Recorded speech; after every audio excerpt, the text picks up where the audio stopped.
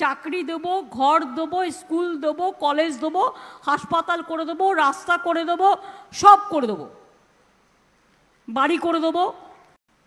একটা হচ্ছে দেউচা পাঁচমি, এখান থেকে বড়জোর 1 ঘন্টার রাস্তা, একেবারে বর্ধমান, বীরভূম, পুরুলিয়াকে ইশারা করে। হুগলি ওয়ার্ল্ডের 2nd লার্জেস্ট কোল মাইন্স আমরা তৈরি করছি, এবং তাতে যে বিদ্যুৎ উৎপাদন হবে, আগামী 100 বছরে বাংলায় ইলেকট্রিসিটি স্কেয়ারসিটি হবে না। আর 2-3 বছরের মধ্যে কাজটা হয়ে গেলে মনে রাখবেন ইলেকট্রিসিটি চিপ হয়ে যাবে। কারণ আমি ইন্ডাস্ট্রিয়ালিস্ট, অনেকে বলে যে আমরা পাই না, তার কারণ হচ্ছে আমার এখানে কিনতে হয়, আমায় কিনে করতে হয়।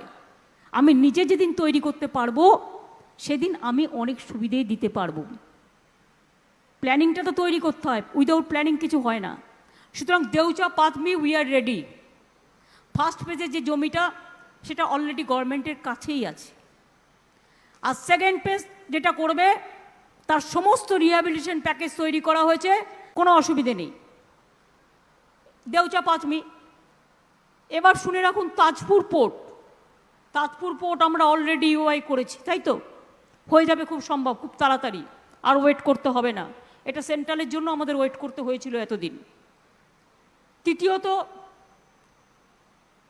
মনে রাখবেন ডেডিকেটেড ফ্রেট করিডোর। আমি রেল মিনিস্ট্রি থাকাকালীন এগুলো করেছিলাম, যারা রেলের সাথে কানেক্টেড আছেন তারা জানেন। ডানকুনি থেকে রঘুনাথপুর যে এরিয়াটা, এটা যুক্ত হবে অমৃত শহরের সাথে। ডানকুনি থেকে পানাগড় হয়ে বরজোড়া হয়ে রঘুনাথপুরে গিয়ে যে ইন্ডাস্ট্রিয়াল এস্টেটটা হবে সেটাকে আমরা নাম দিয়েছি জঙ্গল মহল সুন্দরী। অলরেডি কাজ শুরু হয়ে গেছে, জমি নেওয়া শুরু হয়ে গেছে। কত হাজার কোটি টাকা ইনভেস্টমেন্ট হচ্ছে জানেন? 72,000 কোটি টাকা। কত এমপ্লয়মেন্ট হবে? লক্ষ লক্ষ এমপ্লয়মেন্ট হবে। এক দেউচা পাঁচমিতেও প্রায় 15,000 কোটি টাকা ইনভেস্টমেন্ট হচ্ছে, এবং সেটাতেও ইনডিরেক্ট ওয়েতে, ডিরেক্ট ইনডিরেক্ট মিলিয়ে লক্ষাধিক ছেলে মেয়েদের কর্মসংস্থান হবে, যেটা জঙ্গল মহল সুন্দরীতেও হবে। এটা WBIDC করছে। তাছাড়াও পানাগড় বদেও 8,500 কোটি টাকা বিনিয়োগ হচ্ছে, যেখানে 25,000 মানুষ কাজ পাবে। এর বাইরেও দুর্গাপুর, জামুরিয়া, হাওড়া, জামালপুর ইনভেস্টমেন্ট যেটা হচ্ছে 4,500 কোটি টাকা, 3,500 কোটি টাকা, এখানেও 10,000 মানুষের কর্মসংস্থান হবে। 15,000 কোটি টাকার বেশি কর্মসংস্থান আজকেই এখান থেকে নেওয়া হচ্ছে, বিশেষ করে WBIDC, যেখানে 50,000 মানুষের কর্মসংস্থান হবে। ধানসিঁড়িটা উপলক্ষ, ধানসিঁড়িটা দিয়ে উদ্বোধন করার নাম করে আমরা আজকে এই বাদবাকি যে 15,000 কোটি টাকা প্লাস 72,000 কোটি টাকা প্লাস আপনার ওদিকে 15,000 কোটি টাকা, এগুলো সমস্ত কিন্তু হচ্ছে। এবং শুধু হচ্ছে বলে না, জমি নেওয়া হয়ে গেছে, জমি নিতে শুরু করেছে, কাজ শুরু হয়ে গেছে, প্ল্যানিং রেডি হয়ে গেছে, DPR রেডি হয়ে গেছে।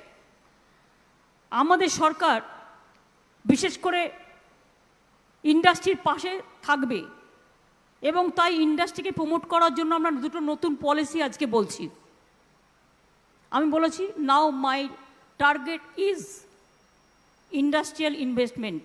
এছাড়া অশোকনগরে IOC আপনারা জানেন আমাদের সাথে তেল প্রকল্প করছে, অয়েল পাওয়া গেছে।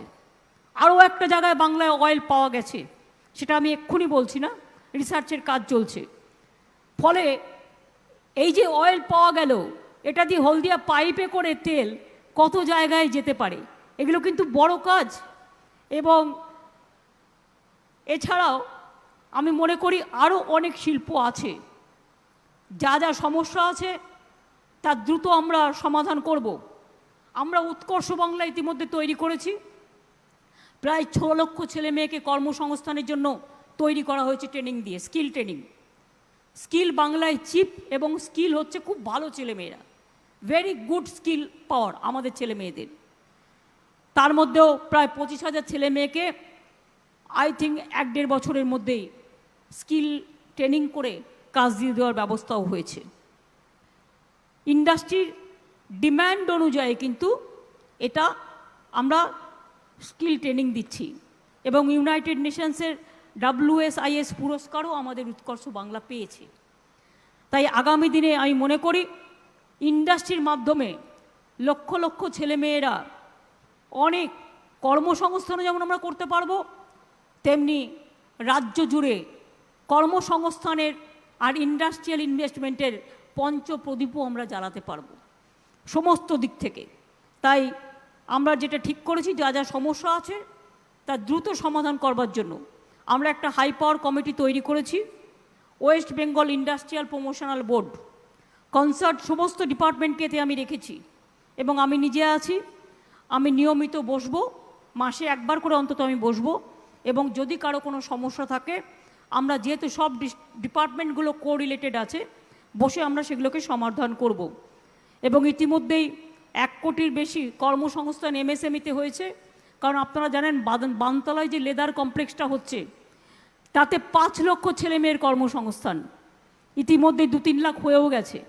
কানপুর থেকে, উত্তরপ্রদেশ থেকে টোটাল চর্মশিল্প বাংলায় চলে এসছে। এছাড়াও আমাদের ডোমজুর হাওড়াকে ঘিরে বিভিন্ন MSME ইউনিট তৈরি হয়েছে, যাতে জরির কাজ থেকে শুরু করে সোনার কাজ থেকে শুরু করে অনেক কাজ হচ্ছে। সেখানেও প্রায় 2 লক্ষ ছেলেমেয়ের চাকরির হয়েছে।